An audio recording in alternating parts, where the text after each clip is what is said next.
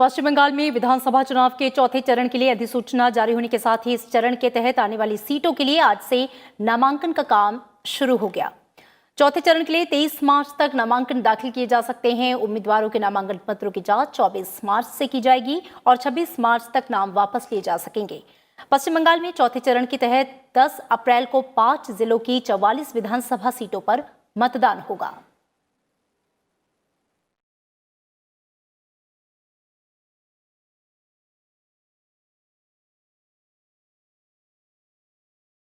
पश्चिम बंगाल की 294 सीटों पर कुल 8 चरणों में चुनाव कराए जा रहे हैं और वोटों की गिनती 2 मई को होगी।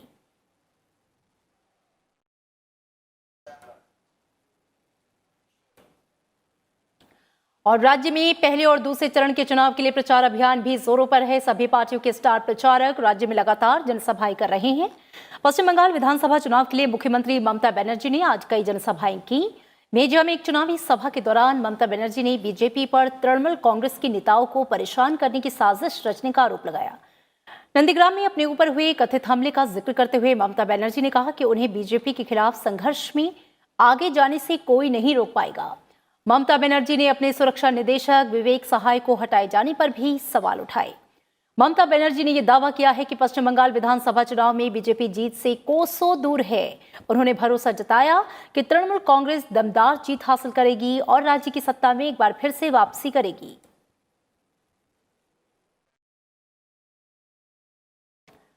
और इधर बीजेपी के स्टार प्रचारक भी चुनावी मैदान में पूरे दम के साथ जुटे हैं। बीजेपी अध्यक्ष जेपी नड्डा, रक्षा मंत्री राजनाथ सिंह और उत्तर प्रदेश के मुख्यमंत्री योगी आदित्यनाथ ने भी आज पश्चिम बंगाल में कई जनसभाएं की। बीजेपी अध्यक्ष जेपी नड्डा ने विष्णुपुर और कोटुलपुर में जनसभाएं की। उन्होंने कहा कि पश्चिम बंगाल में मां माटी मानुष के नाम पर सत्ता में आई ममता सरकार ने बंगाल की जनता के साथ धोखा किया। उन्होंने कहा कि प्रदेश में आने वाली बीजेपी सरकार में सबका साथ, सबका विकास और सबका विश्वास होगा। उन्होंने पश्चिम बंगाल को विकास युक्त और भ्रष्टाचार मुक्त बनाने का वादा फिर से दोहराया। जेपी नड्डा ने बीजेपी का शक्ति प्रदर्शन करते हुए जिले के विष्णुपुर में रोड शो किया, जहां 27 मार्च को पहले और 1 अप्रैल को दूसरे चरण का मतदान होना है।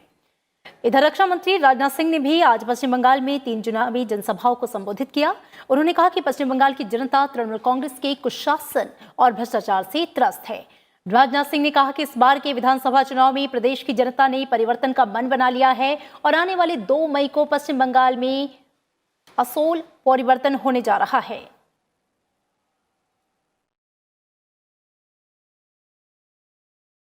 राज्यसभा के मनोनीत सदस्य स्वप्न दास गुप्ता ने आज उच्च सदन की सदस्यता से इस्तीफा दे दिया। स्वप्न दास गुप्ता अप्रैल 2016 में राज्यसभा सदस्य बने थे और उनका कार्यकाल अप्रैल 2022 तक था।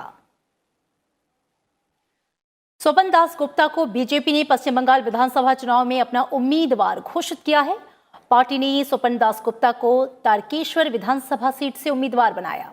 उन्होंने खुद ट्विटर पर अपने इस्तीफे के बारे में पुष्टि की। स्वपन दास गुप्ता ने लिखा कि पश्चिम बंगाल की लड़ाई में खुद को समर्पित करने के लिए उन्होंने राज्यसभा की सदस्यता से इस्तीफा दिया। स्वपन दास गुप्ता ने उम्मीद जताई है कि वे अगले कुछ दिनों में तारकेश्वर विधानसभा सीट के लिए बीजेपी उम्मीदवार के रूप में अपना नामांकन दाखिल करेंगे। और इधर केरल में भी 6 अप्रैल को होने वाले विधानसभा चुनाव के लिए नामांकन का काम जो है वो जारी है। केरल के पूर्व मुख्यमंत्री और कांग्रेस के वरिष्ठ नेता ओमान चांडी कोट्टायम जिले के पुथुपल्ली सीट से आज पर्चा दाखिल करेंगे। पिछले साल सितंबर में ही ओमान चांडी ने राज्य विधानसभा सदस्य के रूप में अपने 50 साल पूरे किए। ओमान चांडी पिछले 11 बार से पुथुपल्ली सीट से विजेता रहे हैं।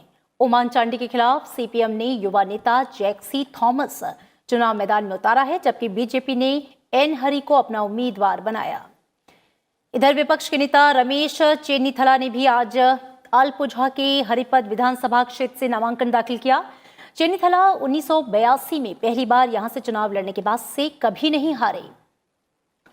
राज्य की 140 विधानसभा सीटों के लिए 6 अप्रैल को मतदान होना है और वोटों की गिनती 2 मई को होगी। और चुनाव आयोग ने कर्नाटक और आंध्र प्रदेश में 1-1 लोकसभा सीट और 11 राज्यों में 14 विधानसभा सीटों के लिए 17 अप्रैल को उपचुनाव कराने की घोषणा की है। आंध्र प्रदेश की तिरुपति लोकसभा सीट यहां के सांसद वाईएसआर कांग्रेस के बाली दुर्गा प्रसाद राव के निधन से खाली हुई है। दुर्गा प्रसाद राव का पिछले साल सितंबर में कोविड-19 के कारण निधन हो गया था। कर्नाटक की बेलगाम लोकसभा सीट पिछले साल सितंबर में पूर्व केंद्रीय मंत्री सुरेश अंगड़ी के निधन के कारण खाली हुई थी।